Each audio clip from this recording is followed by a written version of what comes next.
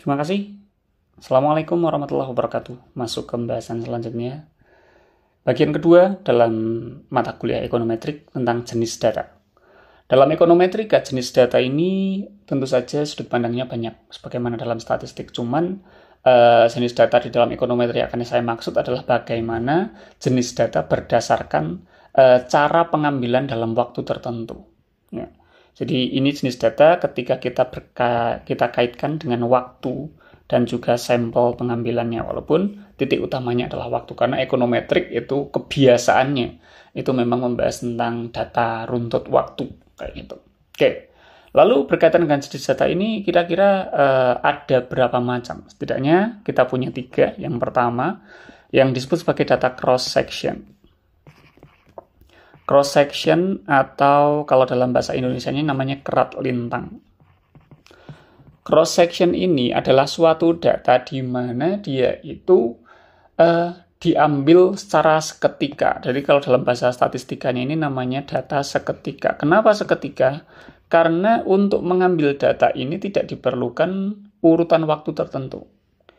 Misalnya, dalam cross section, kalau kita berbicara Indonesia, kita berbicara tentang PDRB, misalnya pendapatan daerah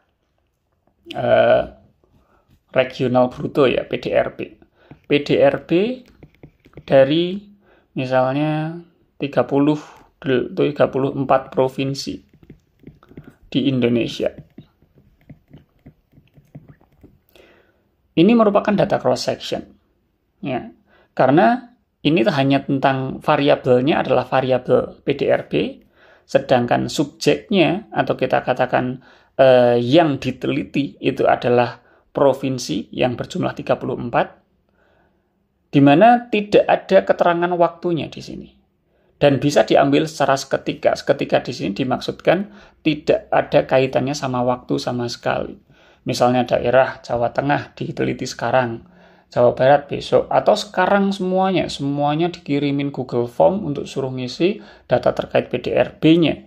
Seketika itu juga selesai, 34 provinsi tahu PDRB-nya berapa, misalnya gitu. Atau langsung lihat badan statistik 34 provinsi di tahun 2023, di tahun 2022, itu bisa dicari.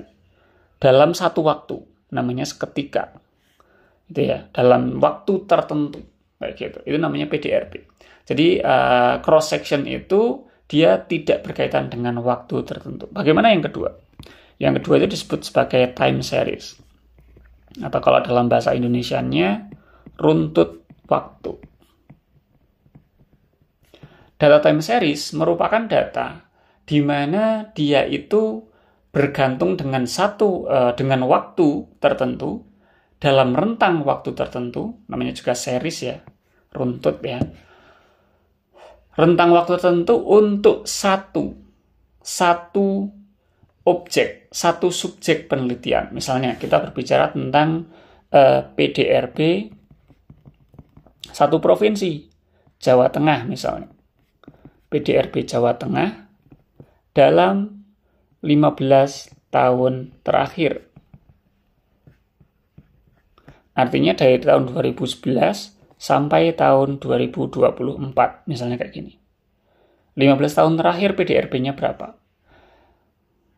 Subjek penelitiannya hanya satu, Provinsi Jawa Tengah. Variabelnya itu juga hanya satu. Tapi walaupun variabelnya hanya satu, variabel ini tetap bisa menghasilkan data. Karena kita tahu ya, yang mana data itu kan jamak. Singularnya atau kita katakan datum itu sebagai tunggalnya, lalu jamaknya itu adalah data. Berarti kalau kita berbicara data itu harus banyak. Apakah bisa kita mengambil data dari seperti ini? Bisa. Berarti datanya seperti apa? Berarti nanti dari tahun 2011, 2012 terus sampai 2024. Lalu di sini PDRB-nya berapa? PDRB. Walaupun hanya Jawa Tengah, tapi Jawa Tengah ini nanti sudah bisa menghasilkan data karena waktunya yang banyak. Kalau yang cross section tadi, waktunya hanya satu, misalnya di tahun 2024. Tapi ini sudah mulai dari Aceh, Jawa, lalu misalnya Sumatera Barat, dan seterusnya sampai yang terakhir misalnya Papua, dan seterusnya. Wilayahnya PDRB. PDRB-nya berapa. Hanya dalam satu waktu, tapi yang banyak adalah subjek penelitiannya. Yang diteliti yang banyak. Variabelnya hanya satu. Kalau time series, subjeknya satu, variabelnya satu, tapi dalam waktu yang banyak. Dalam runtut waktu time series yang banyak. Itu namanya data time series. Yang terakhir, yang ketiga adalah data panel. Nah, ini biasanya yang paling sering dipakai dalam econometric advance-nya. Ya. Econometric yang sekarang ya, itu katakan advance atau penelitian lanjutan gitu. Itu biasanya pakainya tetap data panel. Data panel itu apa? Gabungan antara data cross-section ya, digabung dengan data time series. Contohnya apa ya? Tadi misalnya 34 provinsi. Lalu dari tahun 2011 sampai tahun 2024, sekaligus yang dikaji adalah PDRB-nya. Jadi PDRB dari 34 provinsi selama 15 tahun terakhir. Jadi dia juga melihat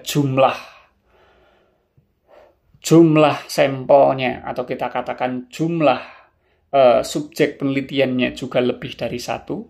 Dalam waktu yang lebih dari hanya satu pengambilan penelitian, satu waktu penelitian, dan variabelnya tentang hanya satu juga.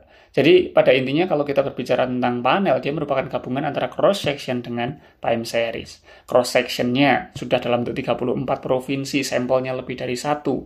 Time series-nya dia dalam rentang waktu tertentu tentang satu variabel tertentu. Itu namanya data panel.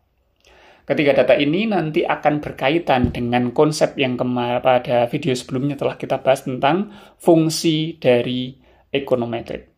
Kita tahu bahwasanya fungsi econometric kemarin adalah yang pertama pengujian hipotesis. Pengujian hipotesis itu sebetulnya kalau kita analogikan itu kan dia ingin melakukan inferensi dari sampel, ya, dari sampel digenerasi ke populasi.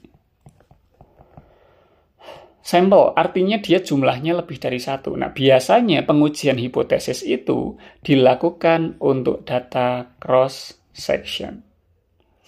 Sedangkan forecasting atau meramalkan kejadian, menganalisa suatu kejadian yang akan datang, biasanya dilakukan dengan data time series. Kalau ingin melakukan kedua-duanya, artinya pengujian hipotesis sekaligus untuk meramalkan forecasting masa depan, maka biasanya time series digabung dengan cross section, lalu hasilnya adalah data panel. Data panel ini berarti digunakan untuk menguji hipotesis sekaligus untuk meramalkan kondisi yang terjadi di masa yang akan datang. Nah, nanti secara garis besar, praktik tentu saja ini diperlukan untuk lebih paham tentang bagaimana pengujian hipotesis itu. Misalnya tadi, kalau saya pakai contoh ya, misalnya kita berbicara pengujian hipotesis ya, hipotesis kan dugaan ya. Misalnya dalam suatu populasi masyarakat Indonesia, dicari hubungan antara pendapatan dan konsumsi. Ini kan teori ekonomi yang paling dasar ya, bagaimana ternyata konsumsi itu bisa dipengaruhi oleh pendapatan ya, atau kalau kita dalam bentuk Y gitu, Y konsumsi itu sama dengan autonomous consumption C0 misalnya plus misalnya C1X misalnya gitu. Ini fungsi dasar di dalam fungsi pendapatan ketika dikaitkan dengan konsumsi kayak gitu. X-nya itu adalah pendapatan. Dalam konteks ini misalnya diambil sampel dari 100.000 kepala keluarga. 100.000 kepala keluarga, artinya ini datanya cross-section kan, karena subjeknya lebih dari satu, sampelnya lebih dari satu, cross-section. Maka fungsinya ketika kita meneliti 100.000 ini adalah untuk mengestimasi populasi. Untuk mengestimasi apakah di populasi, misalnya di seluruh masyarakat Indonesia, persamaan pendapatan dan juga konsumsinya itu berlaku dengan konsep yang seperti ini atau tidak. Jadi hasil dari 100.000 kepala keluarga di Indonesia bisa digunakan untuk mengeneralisir seluruh kepala keluarga yang ada di Indonesia. Itu namanya uji hipotesis dari sampel digeneralisasi menuju populasi. Mengestimasi populasi dari sampel. Sampelnya pasti lebih dari satu. Itu namanya fungsi yang pertama yang digunakan data cross-section. Lalu yang kedua, misalnya kita berbicara data time series. Data time series pun sama, time series. Data time series, misalnya dari tahun 2011 sampai tahun 2024. Misalnya di suatu daerah tertentu, Temanggung misalnya, kita katakan daerah Kabupaten Temanggung, Jawa Tengah. Ternyata didapatkan suatu persamaan bahwasannya konsumsi itu fungsinya adalah C0, suatu nilai tertentu, ditambah C1X, di mana X adalah pendapatan. Konsep ini didapatkan ketika kita berbicara data Kabupaten Temanggung dari tahun 2021 sampai 2024. Persamaan ini dapat digunakan untuk meramalkan tahun 2030. Tapi konsepnya tadi hanya berlaku di daerah Temanggung. Nah, ini namanya forecasting. Meramalkan tahun 2030 berdasar data 2011 sampai 2024 dengan menggunakan data time series. Gitu. Lalu kalau digabungkan dua-duanya berarti meramalkan sekaligus menggeneralisasi. Yang digunakan data apa? Data panel. Seperti itu. Oke, itu contoh bagaimana hubungan juga ya antara jenis data ketika dikaitkan dengan fungsi dari ekonometrika itu sendiri. Saya kira itu, terima kasih.